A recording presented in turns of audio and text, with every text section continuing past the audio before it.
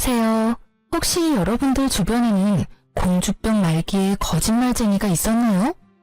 아니면 능력도 안 되는데 일만 벌리고 수습은 하지도 않는 그런 뻔뻔한 사람은 없었나요? 저는 그런 사람들에게 장장 5년을 시달리며 살아온 40대 초반의 평범한 여자예요. 빠져나온 지 얼마 되지는 않았지만 그때 생각만 하면 지금도 가슴이 부슬거리고 머리로 피가 몰리는 기분이네요. 그 사람들이 누구인지 궁금하시나요? 바로 저의 시무와 시부였던 사람들의 이야기예요. 그 사이에서 남편이라도 정상적이었다면 다행이었을 텐데 저에게는 그런 작은 행운조차도 없었죠. 남편은 그런 시부모의 성향을 골고루 이어받았거든요. 제가 제 결혼이 사기일지도 모른다고 생각했을 정도로 결혼 전에 남편은 정말 제게 잘해줬어요. 정말로 딱 결혼식 전까지만요. 남자가 결혼하면 바뀐다고들 하잖아요. 그냥 옛날 사람들 말인 줄 알았어요. 요즘 같은 시대에 그런 사람과 결혼할 여자가 어디 있겠어요? 그래서 저는 남편을 철석같이 믿었어요. 너무 잘해줬거든요. 혼자서도 잘했고 제 탓을 한 적도 없었어요. 그건 이혼하기 직전까지도 바뀌지 않았어요. 다만 한 가지 변수가 있긴 했죠. 시댁과 관련된 일에서는 칼 같은 면이 있었거든요. 처음에는 남편의 그런 모습에 편하게 생각하기로 했어요. 제가 시댁에 잘하기만 하면 남편도 그렇게 예민하게 굴지는 않을 거라고요. 그런데 그렇게 쉬운 문제가 아니었어요. 남편이 그렇게 싸고 도는 시부모님들이 문제덩어리였거든요. 저와 남편은 동갑내기 커플로 우리 사이에는 아들이 하나 있었어요. 결혼 5년 차에 저는 그 시댁과의 마찰이 극에 달하기 시작했어요. 처음에는 별거 아니었어요. 시모가 공주병 말기에 어떤 일이든 손가락 하나 까딱하지 않는다는 것은 결혼 직후 알게 된 사실이었어요. 신혼여행 직후 인사하러 들른 시댁에서 시모가 처음 한 말은 고생했니 잘 왔다가 아니었거든요. 그래, 이제 너도 우리 집 식구가 됐으니 한 사람 몫을 하는 게 맞다고 생각한단다. 그러니 이번 주말에 우리가 먹을 밑반찬과 요리를 몇 가지 해오거라. 저는 당황했어요. 시댁에 잘하기로 마음먹긴 했지만 이렇게 바로 이런 일을 시킬 줄 몰랐거든요. 그래도 제가 할 수 있는 말이 뭐가 있겠어요? 네, 어머님. 혹시 못 드시는 거 있으면 미리 말씀해 주세요. 이 말뿐이었죠. 그렇게 말하고 돌아오는 길에 남편에게 이에 대해 말했죠. 나 요리도 제대로 못하는데 갑자기 이게 무슨 일인지 모르겠어. 게다가 일도 하는데 주말마다 음식을 해오라고? 아, 진짜. 당신이 어머님한테 말해서 식이라도 좀 늦춰줄 수 있을까? 대학 때 독립해 자취를 하며 일하다가 결혼을 하게 된 제가 요리에 익숙하지 않는 건 당연한 일이었어요. 게다가 요리를 잘하지도 못했고요. 자신감도 없었지만 실제로도 시간도 없었어요. 제 직장은 주 5일이 아니라 주 6일이었거든요. 토요일까지 나가야 하는 일에 시모의 그 말은 제게 있을 작은 여가 시간마저도 가져가겠다는 말로는 들렸거든요. 우리 엄마 고생 많이 하셨어.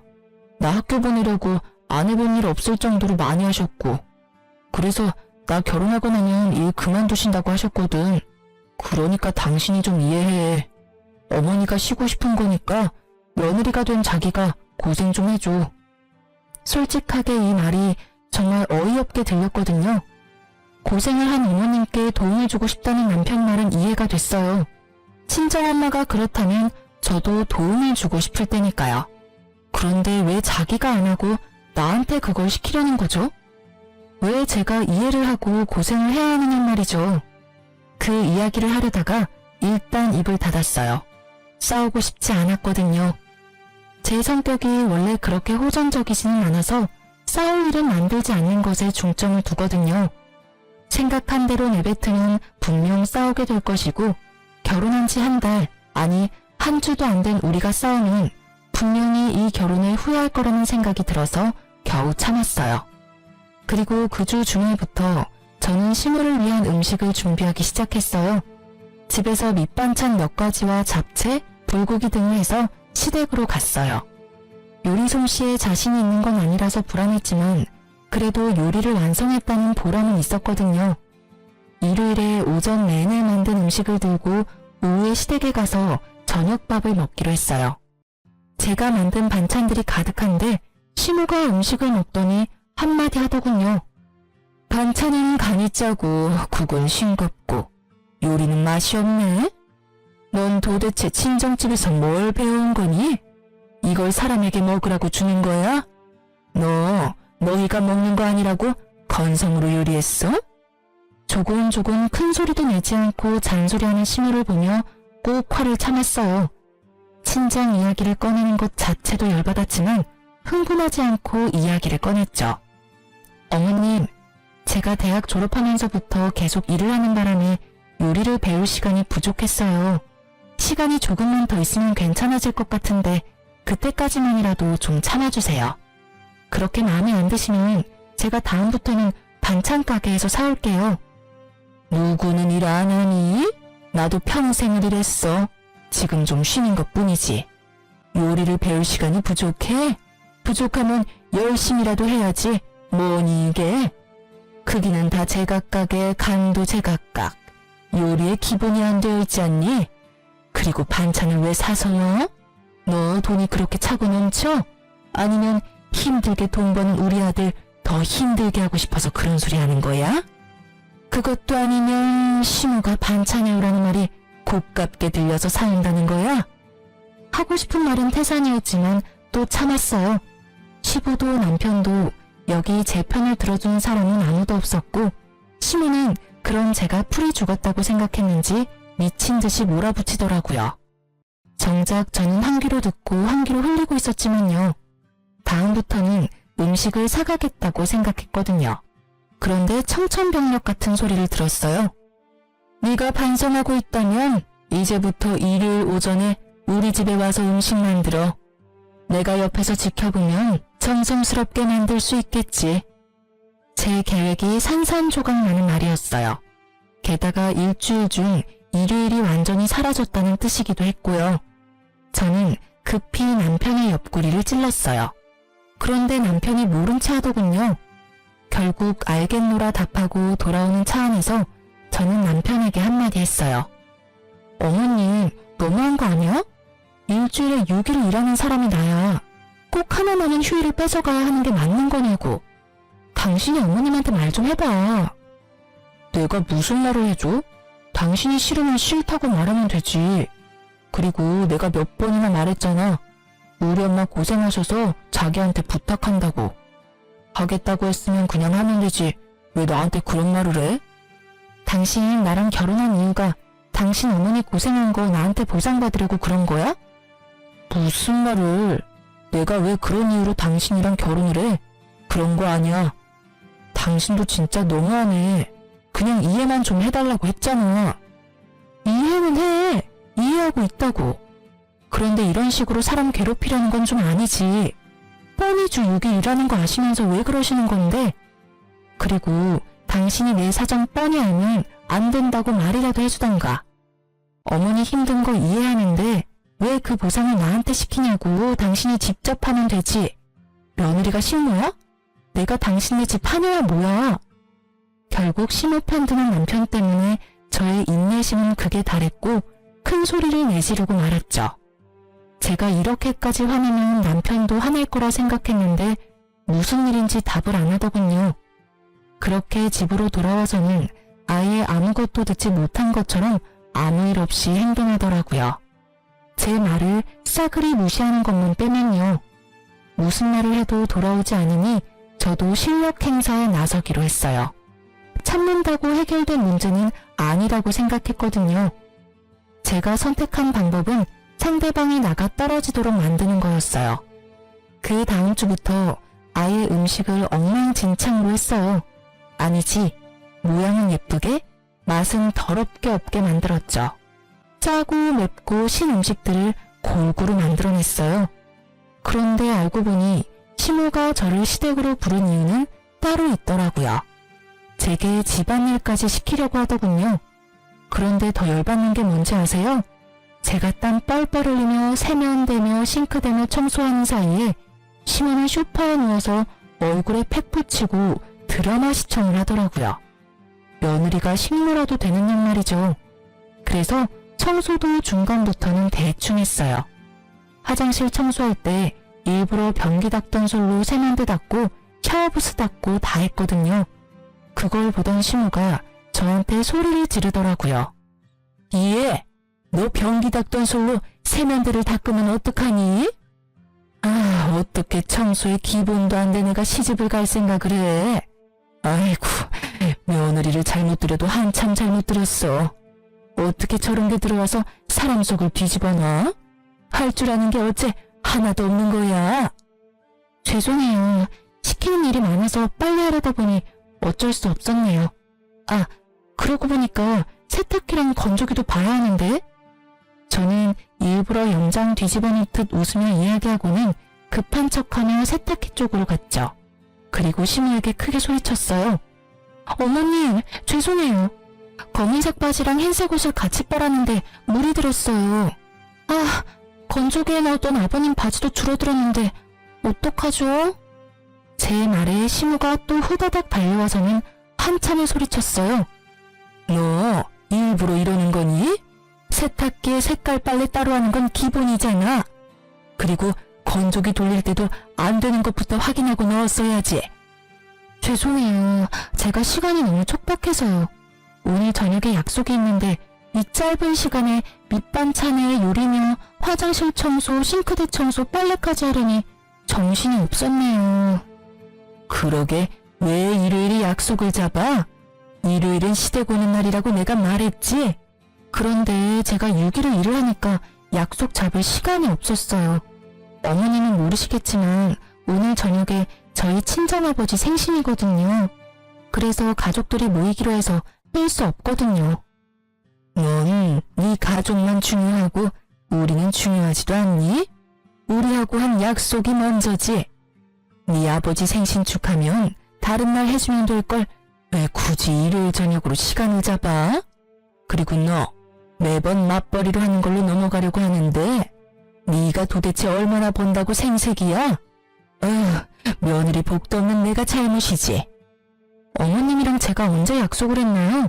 어머님은 저한테 그냥 오라고만 하셨잖아요. 제가 그날 무슨 일이 있는지 물어보지도 않았고요. 그러면 다음 주 일요일에는 약속을 잡을 거니까 그날은 좀 빠질게요. 선약이 있으면 빠져도 되는 거 맞죠? 야, 너 지금? 시모는 어이가 없어도 한참 없는지 말도 잊지를 못하더군요. 하긴 속으로 욕을 한 바가지 하고 싶었을 거예요. 그치만 제가 그 욕 들을 필요는 없잖아요. 어머님은 며느리 복이 없는 게 아니에요.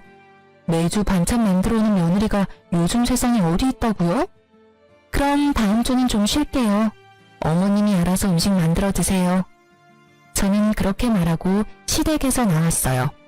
하지 말아야 할 말을 했다는 생각보다 지금 이 순간에 개운함이 더 컸죠. 어른한테 대들고 싶지는 않았지만 상황이 상황이었으니까요. 시모의 저런 모습들이 저를 교육시키려 한 것처럼 보였거든요. 하라고 하면 무조건 해야 하는 그런 사람으로요.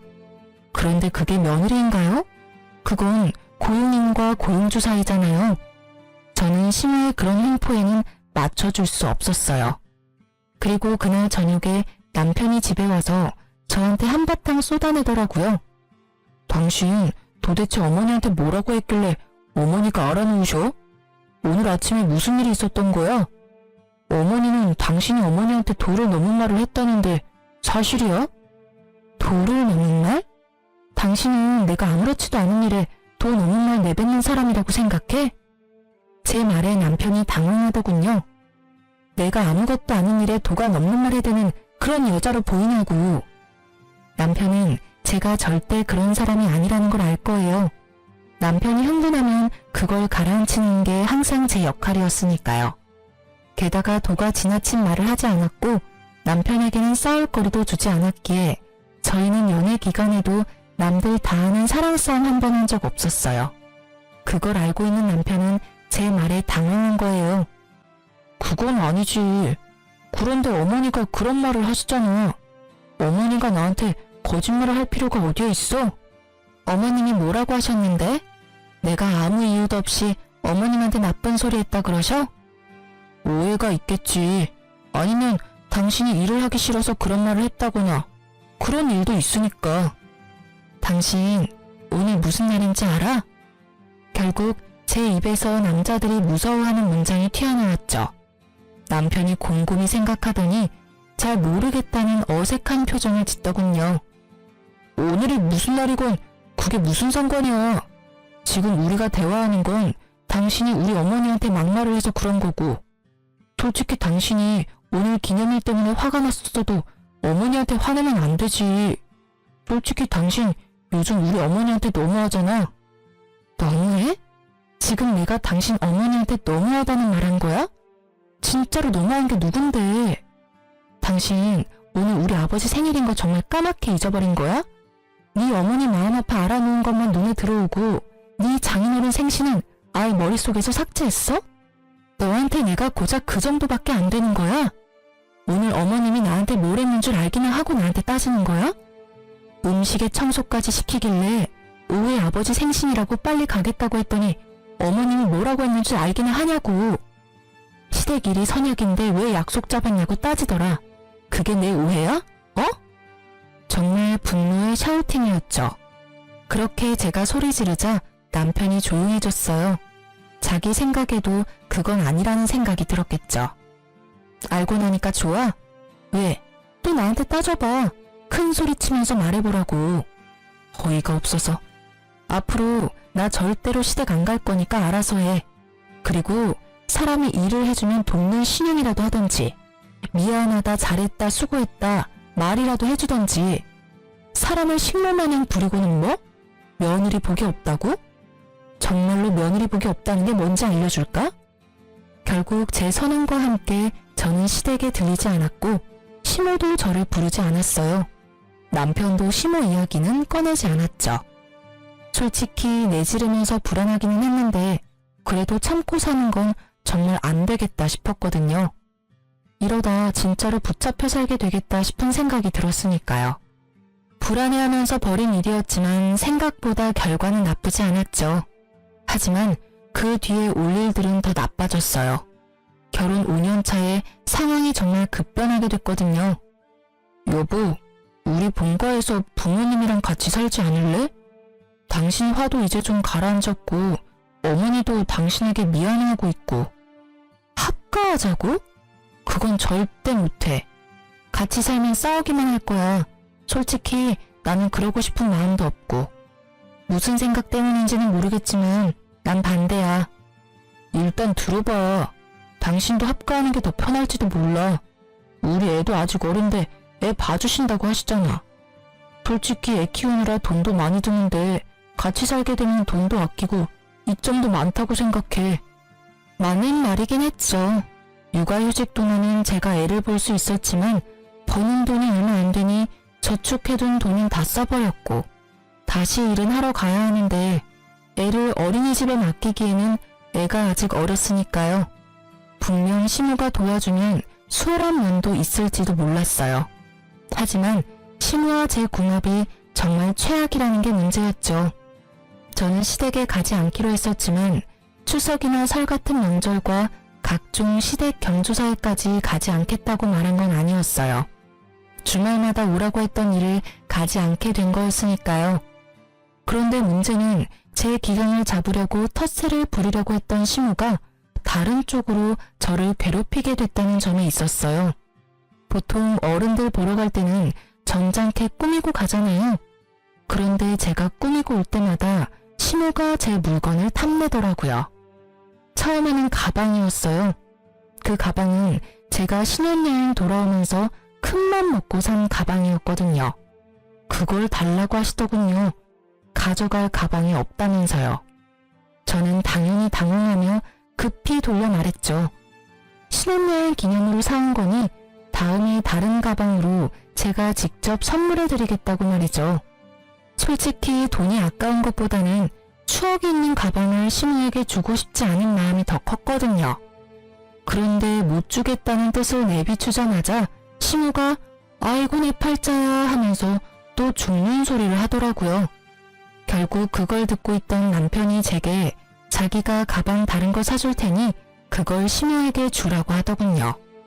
남편의 말 한마디에 결국 그 추억이 담긴 가방은 시모에게 넘어갔죠. 그런데 그 한 번뿐이 아니었어요. 그 뒤로도 제 액세서리며 화장품이며 제가 가지고 있는 걸 막무가내로 달라며 때를 썼어요. 솔직하게 말하자면 시모 나이에 사용하기에는 너무 어려 보이는 것들도 무작정 달라고 용을 쓰는데 정말 미쳐버리겠더라고요. 그런 일들이 계속 일어나서 시댁에 갈 때는 허름한 옷에 오래된 것들만 착용하고 다녔거든요. 만약 합가를 한다면 어떻게 될까요? 제 물건이 온전히 제 것이 되기는 할까요? 솔직히 그런 마음이 가장 먼저 들었어요. 그래서 합가에 필사적으로 반대했거든요. 남편에게도 말했죠. 당신 모르지? 내가 시댁 갈 때마다 왜 그렇게 허름하게 다니는지. 어머님이 내가 가지고 있던 거 다 뺏어가시니 아끼는 물건이나 새 물건은 절대로 가져가지 않는 거야. 그런데 합가? 내 물건이 남아나기는 하겠어? 그렇다고 그런 일들을 당신이 막아주지도 않을 거잖아. 매번 어머님이 죽는 소리 하면 나중에 새 걸로 사줄 테니까 어머님 주라고 해놓고는 한 번도 사준 적 없으면서. 제 말에 다 맞는 말인지라 남편도 아무 말 않더군요. 그런 남편에게 합가는 절대 안 된다고 못 받고 그 일은 끝난 듯 보였어요. 그런데 끝이 아니었더라고요. 한 달 뒤에 남편이 와서 다시 합가 이야기를 꺼내더군요. 이미 다 끝난 이야기야. 왜 자꾸 합가 이야기 꺼내는데? 우리 어머니 지금 암 걸렸어. 얼마 전에 건강검진 갔다 왔는데 암이래. 그런 어머니한테 혼자서 밥 차려 먹으라고 어떻게 그래. 당신이 좀 도와줘. 응? 암이라는 이야기에 저도 덜컥 겁부터 났어요. 요즘 세상에 암이 그리 희귀한 것도 아니지만은 그렇다고 해도 죽을 병에 가까운 이미지이긴 하잖아요. 많이 안 좋으셔? 생각보다 안 좋다고 하더라고. 대신 집에서 잘 챙겨 먹고 잘 쉬어야 치료도 잘 된다는데. 아무래도 혼자서는 힘드시잖아. 아버지도 사업하시느라 여기저기 바쁘시고. 당신이 좀 도와주면 안 될까? 저는 고민했지만 고민해서 될 일이 아니라고 생각했어요. 시모가 밉지만 죽을지도 모른다는 이야기를 들으니 애처로운 마음이 생기더라고요. 알았어. 그럼 우리 집 내놓고 팔리면 들어가자. 그 전까지는 주말에 가서 어머님 도와드릴게. 저는 합가를 받아들이기로 했어요. 남편은 고맙다며 그 다음날 바로 집을 부동산에 내놨죠. 결국 신혼초 때로 돌아가고 말았지만 좋게 생각하기로 했어요. 그리고 그 뒤로 주말마다 시모 수발들러 시댁에 갔어요. 3주째 되는 날 시모는 시부와 남편과 함께 서울에 있는 큰 병원에 항암 치료를 하러 가게 됐어요. 3박 4일 일정이라기에 별 의심 없이 보내놓고 저는 시댁 청소에 돌입했어요. 암 환자에게 더러운 집에서 지내게 할 수는 없으니까요. 그런데 시부 책상을 청소하다가 시부가 진 빚의 존재를 알게 되어버렸죠. 사업을 하신다고 하셨는데 몇 번이나 사업 종목이 바뀌었거든요. 솔직히 저는 시부가 사업을 하는 게 아니라 일을 안 하는 백수인데 며느리 복이 그래서 사업한다고 속인다고 생각했거든요. 그런데 그 생각이 훨씬 나을 뻔했더라고요. 시부가 가지고 있는 빚이 정말 어마어마하더군요. 매달 그걸 어떻게 갚고 있는지조차 이해가 안 갈 만큼 돈이 나가고 있었어요. 그걸 보고 저는 또 한 번 기분이 안 좋아졌어요. 시부의 빚이 곧 우리의 빚이 될 날이 다가올지도 모르니까요. 게다가 시모는 죽을 날 받아놓은 환자고. 그렇게 생각하니 진짜 지금 하는 청소도 왜 하는가 싶을 정도로 의욕이 사라져버렸어요. 그때 저희 부모님에게 연락이 왔어요.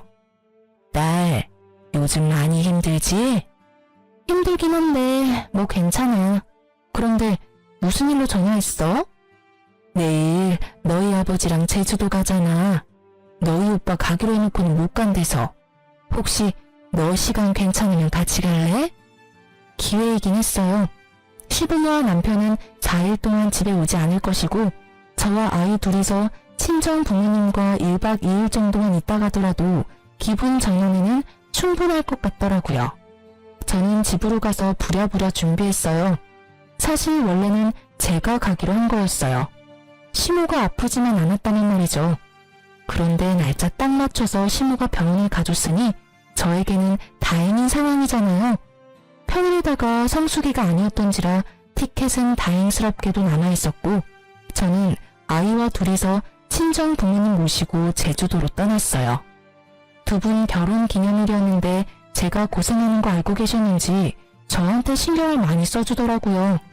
그런 부모님한테 고맙기도 하고 죄송하기도 하고 그렇게 두 분 따라다니며 사진사를 자처하고 있었는데 폰 카메라 너머로 제 두 눈을 의심할 광경이 펼쳐지고 있었어요.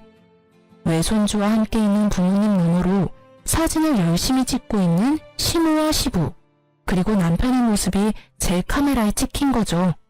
저는 동영상으로 그 광경을 계속 찍었어요. 제가 잘못 본 게 아닌가 싶었는데 아니었어요. 정확하게 시모 시부 남편이었어요. 그제야 제가 당했다는 생각이 들더군요. 시모가 암에 걸렸다는 것 자체가 거짓말인 거더라고요. 합가를 위한 거짓말. 게다가 이번에는 남편도 그 계획에 한몫했다는 거에 제가 더 배신감을 느낀 건 어쩔 수 없는 당연한 일이었어요. 합가를 절대 하지 않겠다고 했으니 남편이 술을 쓴 거예요. 시모가 암에 걸렸다고 하면 거절하지 못할 거라는 걸 알고 한 거짓말. 저는 온몸의 피가 거꾸로 솟는다는 게 어떤 것인지 남편과 시댁 덕분에 알게 됐어요.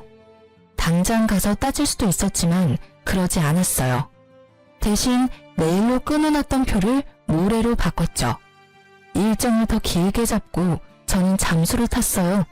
남편에게 연락을 하지 않았죠. 그리고 시부모와 남편이 제게 거짓말하고 떠난 지 4일째 되던 날 오후부터 남편에게서 전화가 미친 듯이 오더군요. 문자도 계속 들어왔어요. 화를 내는 문자였어요. 어디냐, 집을 이 꼴로 해놓고 어딜 간 거냐, 엄마 아픈데 너 도대체 뭐 하는 거냐 등등. 되지도 않은 거짓말을 들먹이며 저를 찾는 남편 새끼 연락은 모조리 다 씹어버렸어요. 대신 평소에 하지 않는 SNS를 열심히 했어요. 사진도 올리고 동영상도 올리고. 그러자 남편님은 더 화를 내며 연락을 해오더라고요. 남편 새끼 화를 어느 정도 돋군 후에 저는 남편님에게 문자로 동영상과 사진을 보내줬어요. 시부모와 남편이 제주도에서 열심히 놀고 있는 모습이 찍힌 걸로요. 제가 그걸 보내고 나자 남편의 연락은 결이 바뀌었어요. 오해가 있다. 당신이 생각하는 그런 거 아니다. 그러니 얼굴 보고 이야기하자. 남편님이 급한지 계속 그렇게 연락을 해오더라고요. 저는 여전히 답을 하지 않았고 친정 부모님과 느긋하게 돌아왔어요. 돌아온 날은 화요일 낮이었고 당연히 남편은 일하러 가고 없었죠. 저는 천천히 그리고 꼼꼼하게 제 물건부터 챙겼어요. 그리고 우리 아들 것도 챙겼죠. 그렇게 짐 다 챙겨서 저는 친정으로 돌아왔어요. 친정에는 엄마가 제 방을 만들어뒀어요. 제주도에서 이야기를 다 했거든요. 엄마가 무척 화내며 무조건 제게 돌아오라고 했었어요. 그렇게 집으로 돌아가고 그날 저녁 남편에게서 미친 듯이 연락이 오더군요. 당연한 일이었죠. 마누라랑 애 집만 쏙 빠져나갔으니 얼마나 놀랐겠어요. 그러니 미친 듯이 연락이 온 거죠. 저는 태연한 목소리로 전화를 받았어요. 20통의 전화를 무시하고 받은 전화였어요. 여보, 도대체 연락이 왜 이렇게 안 된 거야? 그리고 집에 있던 짐은 다 어디 갔어? 어디 가긴? 다 뺐어. 나 당신이랑 살고 싶지 않으니까 사진 봤으면 이유는 따로 설명 안 해도 되지? 여보, 잠깐만. 나도 할 이야기 있어. 그러니까 일단 와서 얼굴 보고 이야기해. 내가 다 설명해줄게. 알았어. 그러면 시댁에서 볼래? 어차피 두 분도 아셔야 할 일이고 두 분도 무관한 일도 아니니까. 저는 곧바로 시댁으로 향했어요. 시댁에 가니 시모와 시부, 남편이 앉아있더군요. 여보, 어서 와. 내가 다 설명할게. 설명이 왜 필요해? 난 내가 본 것만 믿어. 당신이랑 어머님, 아버님이 항암 치료 간다더니 병원이 아닌 제주도에서 찍힌 거. 이제 곧 죽을 사람이라면서 제주도에서 열심히 놀고 계셨지. 그리고 당신은 열심히 사진 찍고 있었고. 여보, 미안. 남편이 말을 채 끝내기도 전에 시모가 제게 표독스런 얼굴로 말하더군요. 네가 왜 미안하다고 하니? 전부 다 저 애가 잘못한 거잖아. 네가 처음부터 내 말 잘 듣고 시댁에 충실했으면 이런 일 생기지도 않았어. 네가 뭔데 우리 귀한 아들을 추궁하는 거야? 네가 뭐가 잘났는데, 응? 언제 제가 잘났다고 했어요? 어머님 아들이 못난 거겠죠. 마누라 시댁 식모로 드리려고 열심히 거짓말해서 합가까지 하도록 만드는 남편이 어딨어요? 암에 걸려? 거짓말도 정도껏 해야 넘어가든지 말든지 할 거 아니야. 그렇게 부모님이랑 같이 살고 싶으면 당신 혼자서 같이 살아. 나랑 내 아들까지 그 거짓말에 끌어들이지 말고. 그 나물에 그 밥이라더니 세상에. 거짓말하는 것도 어쩜 그렇게 모자가 똑같을까? 너 지금 말 다 했어? 이 싸가지 없는 년이 어른한테 못하는 말이 없네? 어른이 어른 같아야 말이죠. 어디 가서 말하고 싶으면 실컷 하세요. 저라고 말 못할 것 같아요? 어머님이 저를 식모처럼 부리고 싶어 안달이 나서 암 걸렸다는 거짓말로 쇼를 하는 바람에 내가 이혼했다. 이렇게 말해줄 테니까. 너 어른한테 그게 무슨 말버릇이야? 이런 말다툼은 그만하시죠. 저도 여기 온 이유 따로 있어요. 여기 온 이유? 당신 나랑 대화하려고 온 거 아니었어? 내가 당신이랑 대화를 왜 해? 당신 입에서 나올 거짓말들을 어떻게 믿어? 당해보니까 그런 생각이 들더라고. 어머니가 암에 걸렸다는 거짓말까지 할 정도면 어떤 거짓말인들 못하겠냐고. 앞으로도 당신 말 들을 생각은 없고 내가 여기 온 건 내가 어머님한테 뺏긴 거 돌려받으러 온 거야. 저는 그렇게 말하면서 시모 드레스룸으로 성큼성큼 걸어갔어요. 뒤에서 시모가 와서 말렸지만 시모를 뿌리치고 제가 찾던 것을 다 골라 가져왔어요. 지금 제가 가져온 거 어머님한테 뺏긴 제 물건이에요. 남편이 나중에 똑같은 거 사주겠다고 하고 사준 적 없는 것들이고요. 그러니까 제가 다시 가져가는 게 계산에 맞는 거죠? 안 된다. 그건 네가 나한테 준 거야. 줬다 뺏는 게 어딨어? 줬으면 그만이지. 그거 다 내 거라고.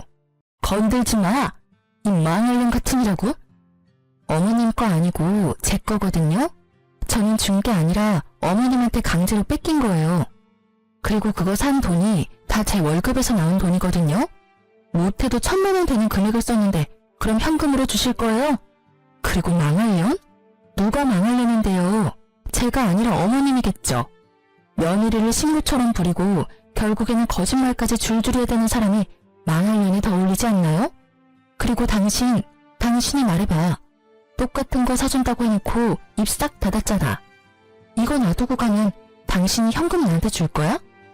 남편이 아무 말 못하더군요. 저는 한숨 쉬며 시모에게 말했어요. 봤죠? 남편이 현금으로 안 주는 거면 제가 직접 가져가는 수밖에 없네요. 그리고 예전부터 말씀드리고 싶었는데 나이값 좀 하세요. 이런 거 가지고 다닌다고 어머님 나이가 30대로 돌아갈 줄 아시나 본데 그거 완전한 착각이거든요. 아, 그리고 이 가방은 어머님 쓰시던지 버리던지 마음대로 하세요. 제가 시모에게 던진 것은 제일 처음에 시모에게 빼앗긴 가방이었어요. 신혼여행 기념으로 샀던 가방이요. 처음에는 그걸 제일 먼저 돌려받고 싶었는데 이제 필요 없게 됐거든요. 그 가방의 가치는 신혼과 사랑의 추억이었는데 이제 그딴 거 없어졌으니까. 저한테 휴지 조각보다 못한 물건이에요. 그러니까 어머님 가지세요. 필요 없으면 버리시고요. 제 말에 남편이 당황한 듯 저한테 말하더군요. 여보, 당신 진짜로 이혼 생각하는 거야? 내가 거짓말한 건 정말 잘못했어. 그렇지만 그렇다고 그거 한 번으로 이혼은 너무하잖아. 나한테도 기회를 줘야지. 기회? 기회 같은 소리하고 자빠졌네. 이 정도로 큰 거짓말로 사람을 속였으면서 기회? 난 사기꾼한테 기회를 줄 정도로 착한 사람이 아니거든? 지금 당장 다 뒤집어 엎어버리고 싶은 거 꾹 참고 있으니까 더 이상 내 성질 돋구지 말고 찌그러져 있어. 제가 화내는 걸 처음 목격한 남편이 너무 놀란 나머지 딸꾹거리며 제게서 물러서더군요. 사람이 참는데도 한계가 있는 법이거든? 사람이 좋게 넘어가려니까 호구로 보고 지랄이야. 누군 화를 못 내서 가만히 있었겠어? 똑똑히 들어. 나는 절대로 당신 용서 못해. 아니? 안 해. 남편을 향한 막말에 시모는 거의 졸도하듯 주저앉았고 저는 그 사람들 다 놔두고 그 집에서 나왔어요. 속이 어찌나 시원하던지. 그러고 이혼 소송이 진행됐어요. 애가 있어서 그런지 생각보다 오래 걸리더군요. 제게 호되게 욕을 얻어먹은 남편놈은 그때 제 모습에 놀란 건지 이혼을 최대한 빨리 하려 노력하더군요. 그렇게 한 달쯤 지난 어느 날 남편에게 연락이 왔어요. 제발 한 번만 만나달라고요. 갑자기 저 자세로 나온 이유가 궁금해서 만나러 갔는데 뜻밖의 말을 하더군요. 이혼 다시 생각해보면 안 될까? 나는 여전히 당신 사랑하고 이혼은 정말 안 될 것 같아. 저는 이 사람이 뭐 잘못 먹었나 싶었어요. 왜 갑자기 이런 소리를 하나 싶어서 떠봤죠. 무슨 일이길래 또 양념을 쳐? 나 당신이랑 절대로 같이 안 살아. 내 인생에 당신은 해로운 인간으로 확정됐으니까. 여보, 제발 다시 한 번만 생각해봐. 나는 당신이 하라는 대로 다 할 수 있어. 그리고 당신이 원하는 대로 해도 돼. 절대로 합가 이야기 꺼내지도 않고 어머니도 내가 잘 막을게. 제 부모 이야기라면 껌뻑 죽던 인간이 저런 말을 하니 흘려들을 수 없겠더라고요. 사실대로 말해봐. 무슨 일 있지? 나한테 그만큼 욕 얻어먹었으면서도 재결합하자는 이야기를 하는 걸 보니 뭐가 터져도 크게 터졌나 본데? 아버지, 우리 아버지 암 걸리셨어. 폐암. 암? 또? 이번에는 아버지 암이야? 정말 레파토리 지긋지긋하네. 이젠 암 말고 다른 병명 꺼내야 하지 않아? 그거 이미 약발 떨어진 지 오래거든? 아니야, 이번엔 진짜야. 아버지 안 걸렸는데 집에 아버지 보살펴줄 사람이 아무도 없어. 그래서 나더러 재결합해서 수발이나 하라고? 내가 미쳤어? 설사 당신 말이 진짜라도 내가 왜 해? 수발 둘러는 건 아니고 내가 다 할 테니까 당신이 집을 좀 맡아주면 안 될까 해서. 낮에는 어차피 어머니가 병간호 할 거고 저녁에는 내가 갈 거야. 그런데 그러면 내가 쉴 시간이 없잖아. 그러니까 당신이 집에서 밥도 좀 해주면 나도 편할 거고. 솔직히 어머니가 제대로 병간호를 못하니까 매번 내가 불려나가거든. 게다가 지금 집에 일 생긴 것도 내가 다 떠맡게 돼서 몸이 10개라도 부족해. 그래서 네가 할 일이 너무 많으니 나더러 다시 돌아와서 그 일 좀 나눠 해라. 그 말이지? 진짜 사람 참 안 변하네. 어떻게 그렇게 이기적인 그대로인지 모르겠네. 내가 왜 당신 대리효도를 해야 하는데? 못하겠으면 포기하면 되잖아. 그런데 왜 그렇게 붙잡고 있어? 애초에 그 이야기가 진짜도 아니겠지만, 그리고 아무리 봐도 내가 손해잖아. 당신이 손해볼 일 아니야. 그냥 당신이 돌아오기만 하면 나도 힘낼 수 있고 아이도 아빠 곁에서 더 안정적으로 클 거고. 헛수작 부리지 말고 그냥 가. 나한테 부탁해서 될 일 아닌 거는 알고 있지? 효도를 하고 싶으면 네가 직접 가서 해. 당신은 그게 문제야. 알아? 당신이 해야 할 일을 매번 다른 사람한테 떠넘기잖아. 그리고 나는 당신 이야기 못 믿어. 믿고 싶은 마음도 없고. 솔직하게 말해서 그렇게 크게 거짓말한 사람을 다시 믿는다는 게 더 어려운 일 아니야? 나는 죽었다 깨어나도 당신 말 못 믿어. 그리고 당신 말 따를 이유도 없고. 그러니까 여기서 삽질하지 말고 차라리 그 시간에 다른 사람이나 찾아. 저는 그렇게 말하고 남편을 버려두고 나와버렸어요. 양치기 소년의 이야기가 생각나더라고요. 양치기 소년의 거짓말에 반응하던 마을 사람들의 기분을 알 것 같았죠. 누가 저 말을 믿겠냐고요. 그래도 혹시나 해서 수소문을 봤더니 시부가 진짜로 암에 걸리긴 했더라고요. 그리고 시무가 시부 수발을 드는 것도 사실이었고요. 남편놈이 거짓말은 하지 않았지만 그렇다고 모든 걸 이야기한 게 아니란 것도 알았죠. 이혼 전에 제가 발견했던 시부의 빚말이에요. 사업한다고 여기저기 돈 빌리는 바람에 생긴 빚이었는데 전 남편이 그걸 갚으려고 현재 2잡, 3잡까지 뛰고 있다고 하더군요. 우리가 같이 살던 집까지 팔았는데도 그 빚이 충당이 안 돼서 결국 저녁과 야간 시간대에 일을 한다고 하더군요. 그 소문을 들으니 남편놈이 제게 와서 그렇게 애절하게 말한 이유를 알겠더라고요.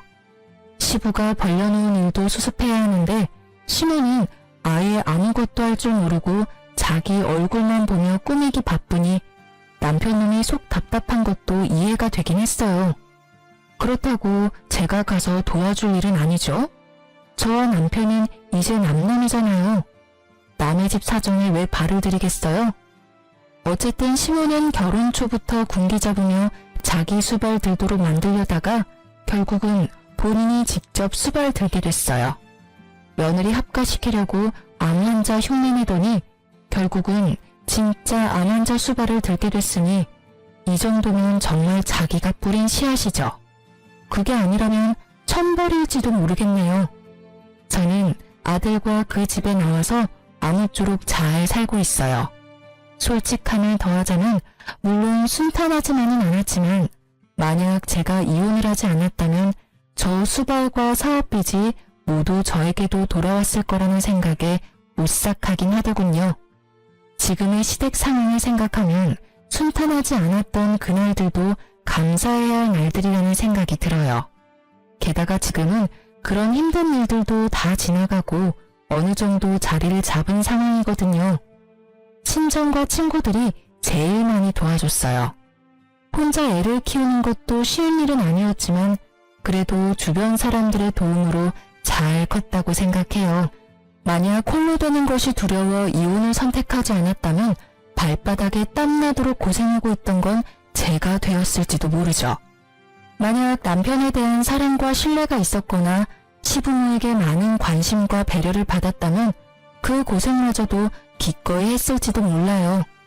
그렇지만 제가 그 집안에서 떨어져 나가도록 만든 건 명백하게 시부모와 남편이었잖아요.